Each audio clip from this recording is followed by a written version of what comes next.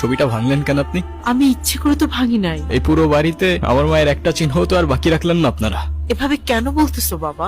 তুমি তোমার মায়ের সঙ্গে এভাবে কথা বলছো কেন? মা? কে মা? আপনি আমার মা। ওনাকে বলে দিয়েন যারে তারে এনে আমার মায়ের জায়গায় বসাই দিলেই সে আমার মা হয়ে যাবে। ইভান, তোমাকে কিছু না বলতে বলতে তুমি হাতের বাইরে চলে গেছো। এতদিন সবকিছু আমি সহ্য করেছি, মেনে নিয়েছি। সামান্য একটা ভুলের জন্য এতটা বছর এরকম করা কোনো মানেই হয় না। ওনাকে বলে দিয়েন এটা কোনো সামান্য ভুল ছিল না।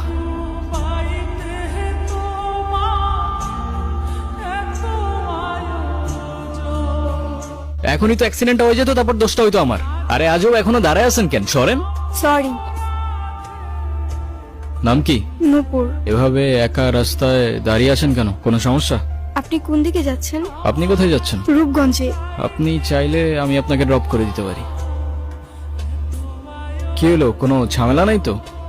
না মানে দেখা গেল আপনি আপনার মতো পালাই গেলেন ঠিকই, কিন্তু ফেসে গেলাম আমি। আপনার যদি এরকম মনে হয় আপনি আমাকে নামিয়ে দিতে পারেন। আরে ধুর, কি যে বলেন না। ফাঁকা রাস্তা, একা একটা মেয়ে মানুষ, তার উপরে আবার বিয়ের সাজে, রিস্ক তো আছে বস। আপনি মনে হয় একটু বেশি কথা বলেন না? যা বাবা, আমি আবার কি এমন বললাম? আজকাল কারো উপকার করতে গেলেও দোষ হয়ে যায়। আপনাকে ধন্যবাদ বলে ছোট করব না। আপনি সত্যি আমার অনেক বড় উপকার করলেন। আচ্ছা, আপনি এখান থেকে তাহলে কোথায় যাবেন? আমার একটা ফ্রেন্ড আসবে, আপনি তাহলে যান। হ্যাঁ,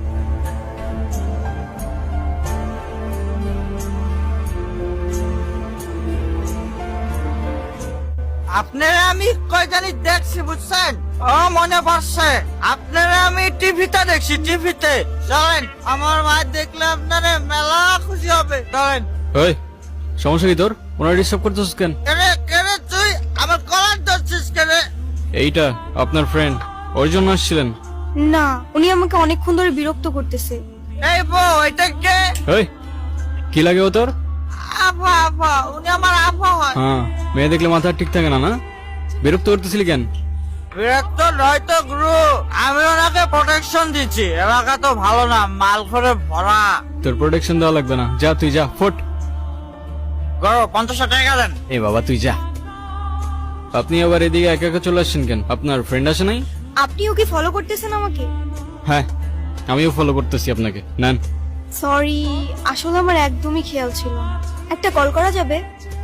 হ্যালো, আমি নূপুর। তোমার নাম্বার কি হয়েছে? বাসায় ফেলে আসছি। আমি তো রূপগঞ্জে। তুমি কোথায়? তুমি চলে আসছো, কিন্তু আমি তো রূপগঞ্জ নাই এখন। সকালে আম্মু আব্বুর সাথে কদমতলী আসছি। তোমাকে না কালকে বললাম আমি রূপগঞ্জে আসতেছি। ও সরি সরি, আমার তো খেয়ালই ছিল না।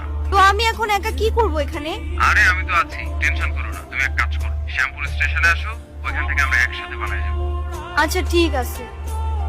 আপনি কি আমাকে একটু শ্যামপুর স্টেশনে পৌঁছে দিতে পারবেন? ওকে, চলেন। ঠিক আছে তাহলে, আই গেস আমাদের জার্নি এখানেই শেষ। আচ্ছা, আপনার বয়ফ্রেন্ড কই? আসে নাই? আসছে হয়তো। আচ্ছা, আপনার ফোনটা একটু দেন তো।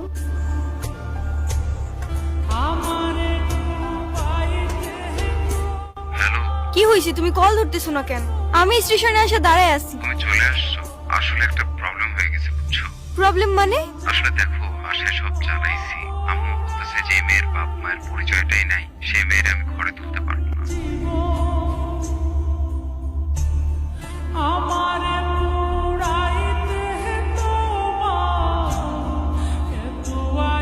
নেন। শহরের মানুষগুলোর জন্য রান্না করে লাভ নাই। আজকাল মানুষের 2 দিনে ভালোবাসা হয়, 3 দিনে পালাই গিয়ে 4 দিনে ডিভোর্স হয়ে যায়। আপনার তো তাও ভাগ্য ভালো, আগেই কাহিনী শেষ। আচ্ছা, আমার সাথে বারবার কেন এমন ভাবে বলতে পারেন? সে যেহেতু আসে নাই, আপনি বাসায় ফিরে যান। না, আমি আর ওই বাসায় ফিরতে পারবো না, আর কখনো ফিরতে চাইও না। ঠিক বুঝতে পারলাম না। মা বাবা হারানোর পর আমি আমার মামা বাড়িতেই বড় হই। মা বাবার ভালোবাসাটা কি সেটা আমি কখনোই বুঝে উঠি নাই। আমি ভাবতাম মামা মামির মধ্যেই হয়তো আমি আমার বাবা মার ভালোবাসাটা খুঁজে পাবো, কিন্তু আফসোস। কিরে,